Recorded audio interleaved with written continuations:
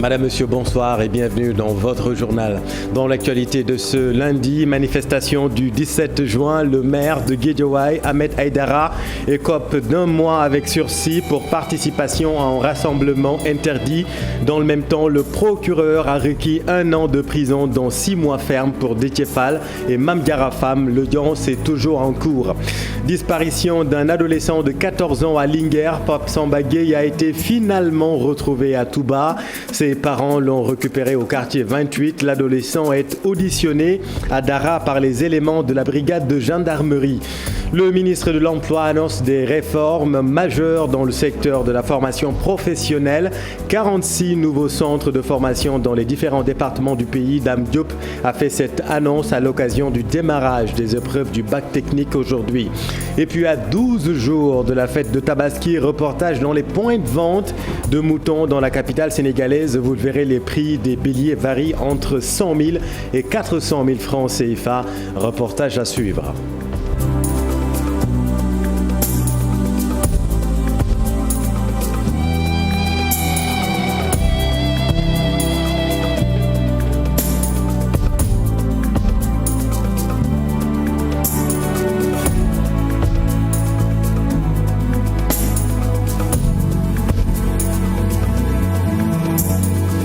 Manifestation du 17 juin dernier, le procureur a requis 1 an de prison, dont 6 mois ferme pour Déthié Fall, le mandataire national de la coalition Yewwi Askan Wi, et Mame Diarra Fam.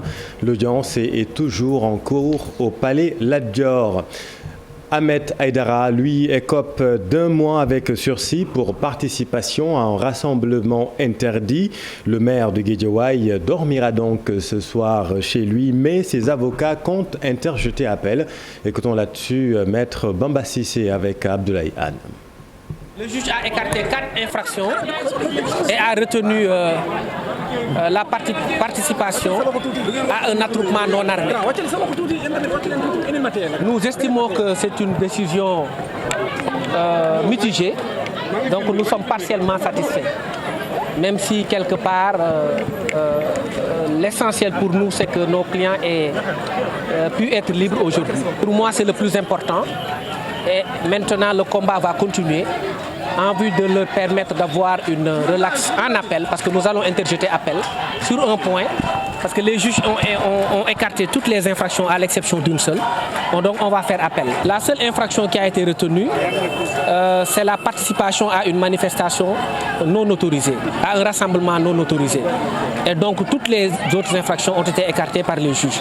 Et puis l'autre grand titre de cette édition, c'est la disparition d'un adolescent de 14 ans à Linguère. Pape Samba Gueye a été finalement retrouvé à Touba. Ses parents l'ont récupéré au quartier 28 précisément. L'adolescent est auditionné ce soir par les éléments de la brigade de gendarmerie de Linguère. Il avait disparu depuis 4 semaines après avoir quitté son Dara. Dans l'actualité également, drame de Melilla, aucune victime sénégalaise n'est à déplorer pour l'instant selon le secrétaire d'État Moïse Sarr. Le président d'Horizon Sans Frontières, lui, est formel. Selon Boubacar Seye, il y a bel et bien des victimes sénégalaises dans ce drame. Il demande une enquête au fin de tirer cette affaire au clair. Boubacar Seye était en conférence de presse aujourd'hui, compte rendu Fatou Bintou Conté et Diafar Abba. Boubacar Seye, le président de l'ONG Sans Frontières, révélerait que 2 Sénégalais sont morts dans ce drame de Melilla pour le moment. D'autant plus que les migrants ne donnent pas leur véritable identité dans de pareilles situations. Nous avons interrogé un des survivants, qui est sénégalais, et qui a dit d'après ce qu'il a vu, au moins 2 ou 3 étaient tombés. Ils sont morts. On a essayé de le joindre, ça c'était depuis vendredi matin. On a essayé de le joindre, mais après ils étaient tous sous le choc. Jusqu'à présent, on n'a pas eu de suite. En effet, il s'indigne sur l'empressement des Marocains à vouloir enterrer les morts sans enquête au préalable et demande à ce que l'on détermine le nombre de morts. Le Maroc est en train d'enterrer, alors qu'il n'y a pas encore eu d'enquête. Ah non! Nous demandons une enquête très sérieuse. C'est la raison pour laquelle j'interpelle le Premier ministre espagnol. Parce que nous, ce n'est pas ce qu'on attendait de Pedro Sanchez, qui parle de mafia.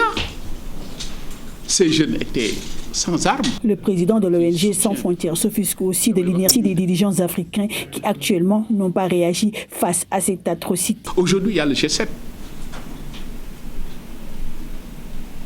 On ne va pas en parler malheureusement. Et c'était l'occasion pour le président de la République du Sénégal d'en parler. Mais ça sera silence radio. Donc comment voulez-vous que les Européens eux-mêmes nous devancent sur ce drame-là si les propres dirigeants africains n'en parlent pas? Parce que tout simplement, ça traduit l'échec des dirigeants africains dans leur politique de jeunesse. Rappelons que depuis ce week-end, des images de migrants ont trouvé la mort en voulant chuter de la clôture de fer qui sépare l'enclave espagnole du territoire marocain circulent. Merci Fad Bintou. Les candidats au baccalauréat technique ont composé aujourd'hui. Ils étaient au nombre de 302 au lycée Maurice Delafosse, 3252 au niveau national. Un nombre jugé faible par le ministre de l'Emploi et de la Formation professionnelle. Dame Diop annonce la création de 46 nouveaux centres de formation dans les différents départements du pays. Voilà, tout cela avec Mariam Ndiaye et Alioune Ndiaye. Sur les 3252 candidats, 302 ont composé au lycée technique Maurice Delafosse pour le baccalauréat technique session 2022. Ils ont composé en économie 4 heures durant. Nous avons 302 candidats, dont 190 filles et 112 garçons. Et donc nous avons aussi constaté 8 absences, dont 5 filles et 3 garçons. C'est comme c'est le bac technique, donc ils composent en économie ce matin. Donc ils vont composer pendant 4 heures de temps en économie. Voilà, donc ils vont terminer aux alentours de 12 heures. Des épreuves jugées plutôt abordables selon certains candidats qui s'attendaient à plus difficiles. Les épreuves d'aujourd'hui, franchement, c'était abordable. L'économie et le soir, nous avons philo. C'est pas difficile parce qu'on s'attendait à des chapitres tellement importants, lourds, mais au dernier chapitre, mais franchement, ils ont amené des chapitres, ça va quoi. Le ministre de l'Emploi et de la Formation professionnelle, qui a fait le tour de quelques établissements dont le lycée technique et industriel de la Fosse, regrette le nombre très bas de candidats dans ces filières. Comparativement à l'effectif total sur le bac général, qui est environ de plus de 150 000 candidats, ce qui fait un pourcentage d'à peu près 2,2%. Nous avons encore beaucoup de travail à faire pour intéresser le maximum de jeunes vers la formation professionnelle et l'enseignement technique. C'est la raison pour laquelle nous avons entamé beaucoup de réformes dans l'enseignement technique et la formation professionnelle. En plus des réformes pour intéresser le maximum de jeunes vers la formation professionnelle et l'enseignement technique, 46 nouveaux centres de formation seront construits dans les différents départements du Sénégal, selon le ministre. Et Mariam, les élèves en BTS du G15, du CNQP et du lycée de la Fosse ont décrété 72 heures de grève renouvelable. Ils réclament le paiement de leur bourse. Les élèves demandent 3 mois d'arriéré. Leur porte-parole, Aboubacar Diop, avec Mariam Ndiaye. Depuis 3 mois, on ne nous paye pas et depuis lors, on nous exige à venir faire cours et en même temps aussi, on fait des déplacements. Il y a certaines personnes ici qui font de longs déplacements pour venir ici à l'école, faire cours et pendant ce temps-là, ils n'ont pas de moyens de transport. En plus de cela, il y a des étudiants ici qui ont des problèmes de logement. C'est-à-dire qu'ils sont sur le point que les locataires viennent leur demander de quitter les lieux parce qu'ils n'ont pas encore payé. Donc voilà, c'est une grève qui a été générale, c'est-à-dire sur les écoles techniques, le Sénégal-Japon plus particulièrement, le G15, le CNQP et aussi de la Fosse. Par rapport à notre plan d'action, c'est très simple. On a décrété pour le moment que 72 heures seront nos moments à nous pour nous faire entendre. On a décidé qu'à partir d'aujourd'hui, on ne fera pas cours jusqu'à les 72 heures puissent terminer. Et ça sera aussi...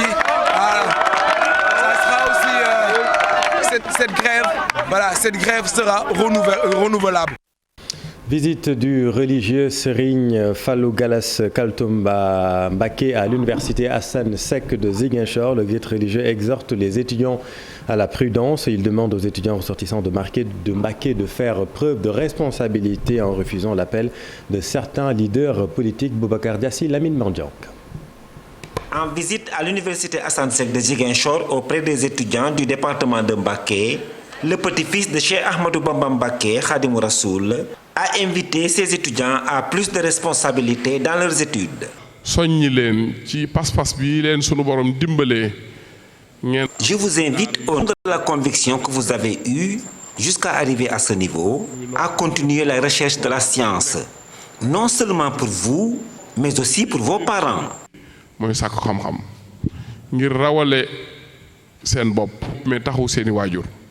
Serigne Fallou Galas Kaltom Mbacké a invité aussi ses étudiants à se méfier des appels de leaders qui n'apportent aucun profit à leur pays. Faites surtout attention à ce qu'il se passe dans le monde, principalement dans notre propre pays. Il y a beaucoup de paroles, mais il y en a qui n'ont aucun profit, ni pour le pays, ni pour la société. Et la cible principale de beaucoup de personnes qui distillent ces paroles, ce sont les jeunes, notamment les jeunes des universités.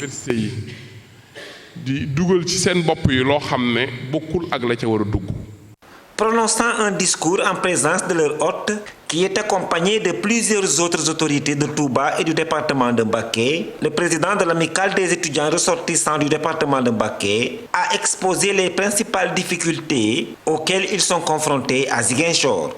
Nous avons besoin plus d'accompagnement et d'aide de votre part, car les étudiants du département de Mbacké, ici à Ziguinchor, font face à un certain nombre de difficultés, parmi lesquelles je peux citer en premier le problème de logement. À noter que c'est la première fois qu'une autorité de l'envergure de Serigne Fallou Kaltom Mbacké rend visite aux étudiants originaires du département de Mbacké à l'université Assane Seck de Ziguinchor depuis la création de cet établissement d'enseignement supérieur en février 2007. Merci Boubacar. Centenaire, Tel Hadj Malick Sy zoom sur le quartier Guet Ndar à Saint-Louis, un quartier qu'il a sauvé avec la pandémie de la peste qui avait ravagé une bonne partie de la population guetnarienne entre 1914 et 1915. C'est un reportage de Ousseynou Diop et Habib Seck. Guet Ndar est un quartier où Seydi Hadji Malick Sy a séjourné à plusieurs reprises, plus précisément dans la maison de Serigne Adama Ndiaye. À notre arrivée, les petits-fils du guide religieux qui avait accueilli le Saint-Homme étaient en train de réciter le Coran. Dans cette maison très étroite, une mosquée y est construite. Seydi Hadji Malick Sy a prié ici. Des défunts khalifes ont aussi passé plusieurs heures dans cette mosquée de 15 mètres carrés au maximum. Ici où Seydi Hadji Malick Sy a été accueilli, et c'est dans cette cour où il a été installé. Tous les notables, chefs de quartier et personnalités venaient le voir pour recueillir des connaissances. Beaucoup de khalifes de Hadji Malick Sy sont passés par ici. Cette mosquée a accueilli Cheikh Ahmed Tidiane Sy, Serigne Abdou Aziz Sy, entre autres. Cet endroit est toujours plein. À chaque moment, les jeunes viennent et organisent le wazifa. Pour tout vous dire, il s'agit d'un lieu sacré.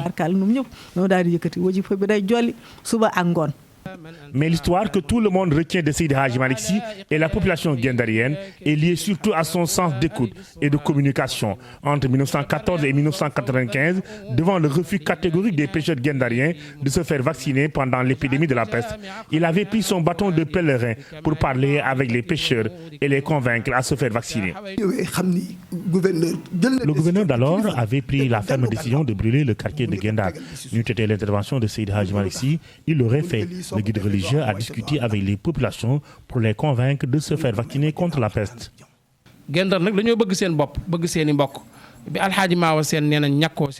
Vous savez, les Guendariens ont une logique. Il a fallu qu'ils voient El Hadji Malick Sy et El Hadji Mao Sen se faire vacciner pour accepter d'être vaccinés. Le guide religieux avait choisi surtout la population guendarienne, qui était très pieuse. Sociologiquement, la population guendarienne se rappelle du Saint-Homme qui nous a quittés il y a exactement 100 ans. Dans cette maison, les habitants récitent le Coran tous les jours pour célébrer l'événement. Merci Ousseynou et venons-en aux préparatifs de la fête de Tabaski. Comme d'habitude, les moutons sont plus chers à Dakar, ce que déplorent certains acheteurs. Actuellement, dans la capitale, les prix des béliers varient entre 100 000 et 400 000 francs CFA. Reportage dans certains points de vente, Pape Faraning et Diafaraba. Il faut casquer fort pour avoir un mouton pour la Tabaski cette année. Dans ce point de vente, les prix varient entre 100 000 et 400 000 francs. Les éleveurs sont conscients de la cherté du bétail. Bon, les prix varient entre 100 000 jusqu'à 400-500 000 francs. 180, 170. Wow. Le prix des aliments qui ont connu une hausse vertigineuse est la cause de cette augmentation, selon ces éleveurs. C'est tout à fait normal cette augmentation. Les prix sont excessivement chers, surtout l'aliment. Je donne un exemple. Si vous avez, par exemple, 100 moutons, chaque jour 2 sacs de foin, le prix à l'unité, 5 000 francs CFA. C'est extrême, parce que chaque fois que je vais dans le marché, il y a soit 3 000, il y a soit 4 000. Les aliments des moutons ont augmenté. Ils n'ont pas augmenté de 500 francs, mais ils ont augmenté de 1 500, 2 000 jusqu'à 3 000 francs. Alors, ces dépenses, une logique, c'est une logique. Ces dépenses vont se répercuter sur le prix du mouton. Le mouton qu'un client avait acheté l'année passée à 100 000 francs, au minimum, il faut compter sur ce mouton 110 000, 115 000 francs. Vous savez aussi, le prix du maïs coûte 17 500 francs CFA. Vous voyez, c'est trop cher. Avec l'ouverture de la frontière malienne pour faire rentrer des centaines de moutons, les éleveurs rencontrés ne sont pas inquiets de cette concurrence. Nous n'avons pas peur de la concurrence malienne car nous avons des moutons de qualité. Ce bétail venu du Mali ne peut pas nous faire baisser nos prix. Moi, je suis sénégalais et musulman.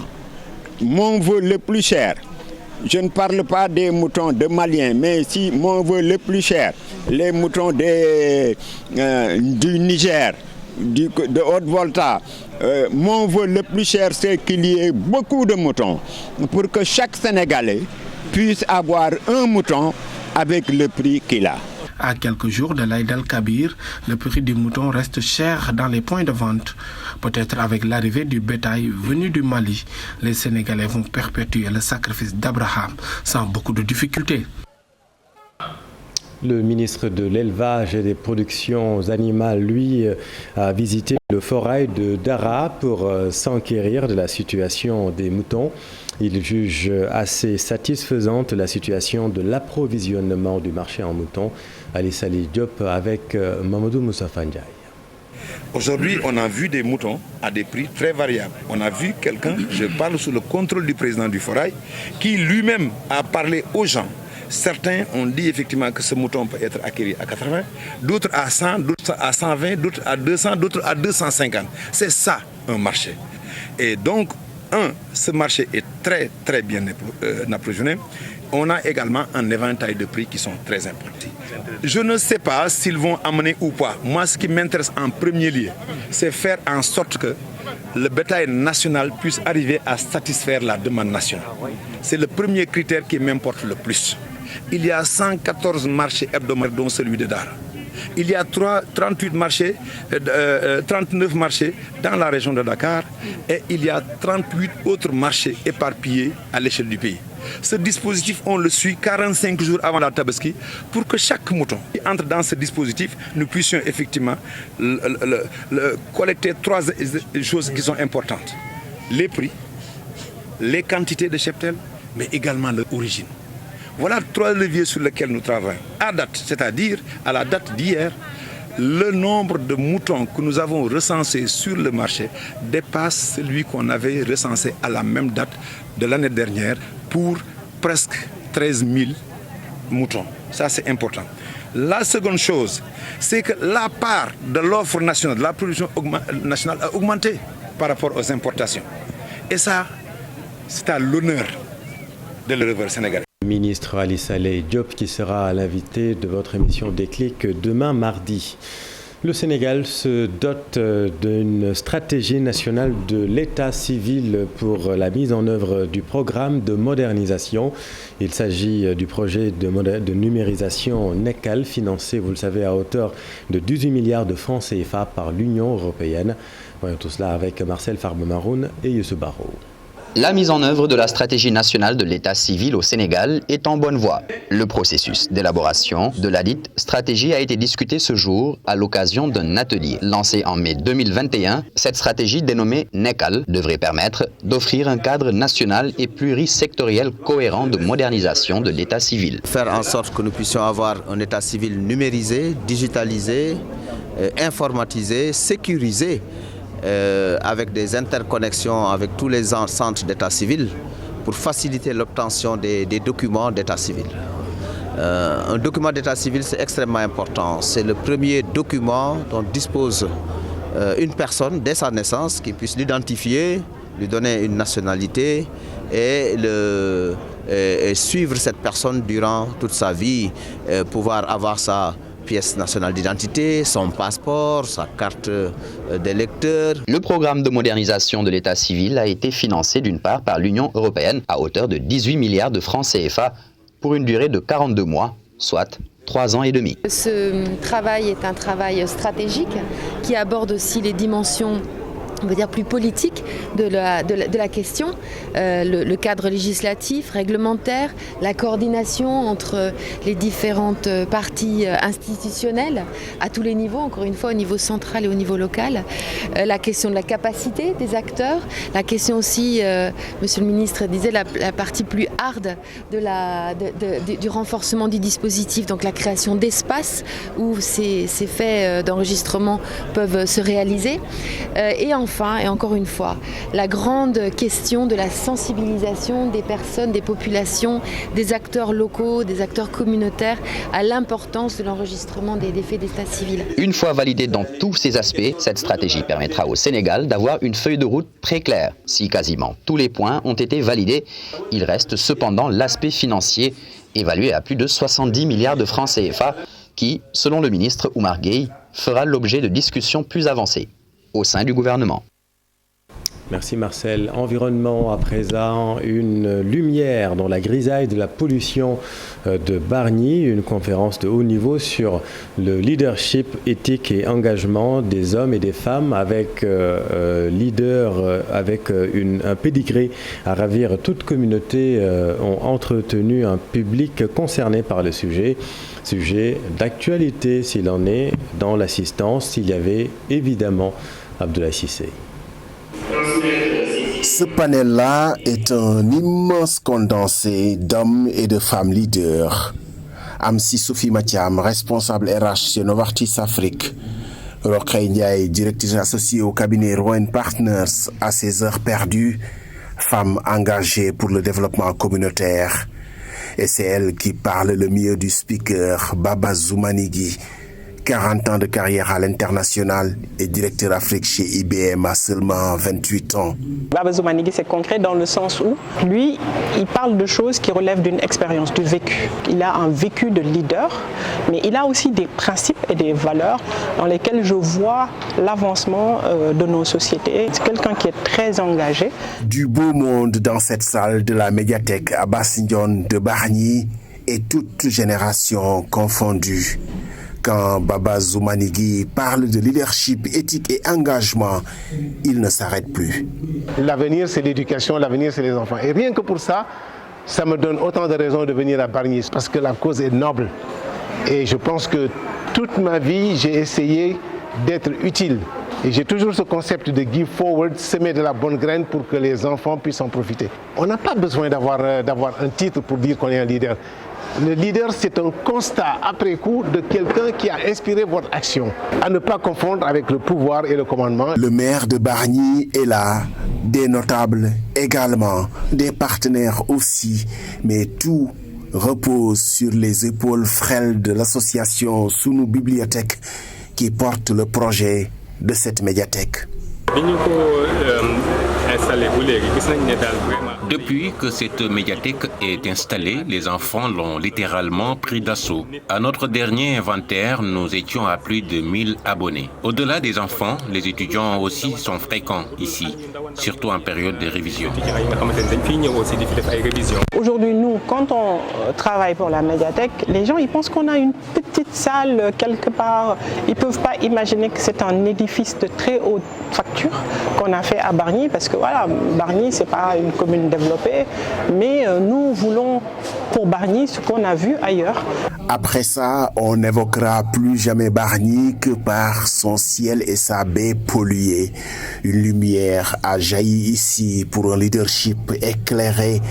On est à Bargny, en pays lébou, et ça ne pouvait pas louper les enjaillements, même de femmes leaders. Leadership, c'est aussi ouverture et enracinement.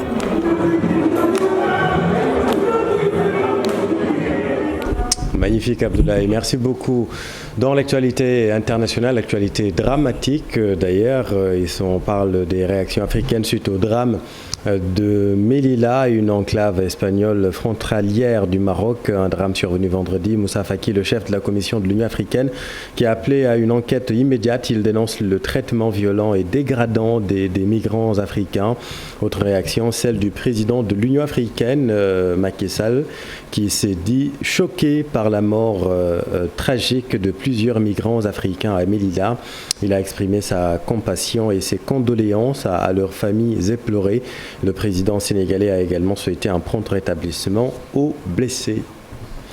Dans l'actualité sportive, en battant Étoile Lusitana 3-0 en finale de la Coupe du Sénégal, le Casa Sport réalise ainsi le doublé cette saison, doublé Coupe Championnat, un triomphe mérité selon Pape Thiaw. Le sélectionneur de l'équipe nationale locale évoque la récompense de la continuité. C'est au micro de Cher Sadibou Diarra.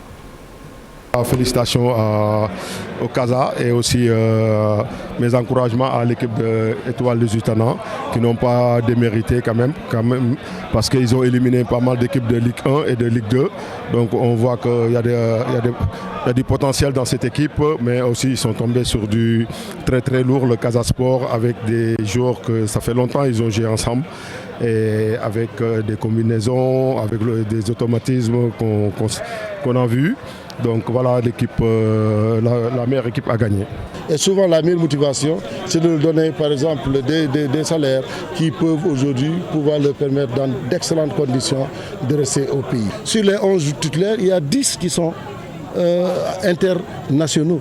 Donc on va leur permettre d'aller compétir encore en Afrique, d'aller jouer encore beaucoup de matchs. Et c'est à ce moment maintenant que leur avenir va commencer à se dessiner.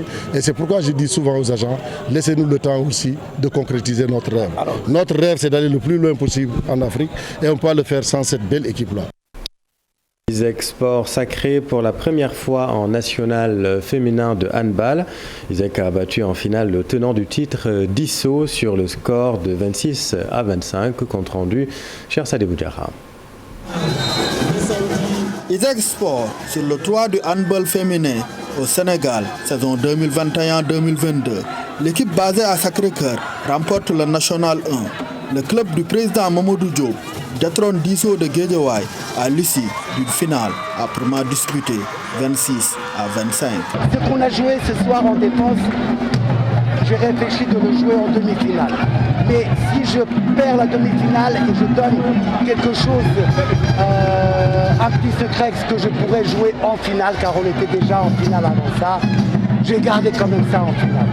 Et ça a donné un petit résultat, je pense, et surtout la volonté de mes joueuses sur le terrain a été fantastique. Et être champion dans un sport comme le handball qui demande beaucoup de travail, beaucoup de sueur donnée pour venir jusqu'à la finale, et quand on la gagne, ça veut dire qu'on a fait un bon travail. Titré pour sa première expérience au Sénégal, l'entraîneur serbe de l'Isaac Sport décèle un énorme potentiel dans le handball sénégalais qui peut rêver grand. Je veux donner ce petit quelque chose, l'expérience que j'ai comme coach, pour que le sport en Afrique, le handball surtout, se développe et arrive au moins à un point comme en Europe. Je pense que les prédispositions que vos joueurs et joueuses ont, c'est quelque chose de fantastique. Il faut seulement un travail qui est coordonné, de beaucoup d'années de sueur et de bien travailler avec des coachs qui sont à côté de vous, qui vous comprennent, qui donnent tout son savoir.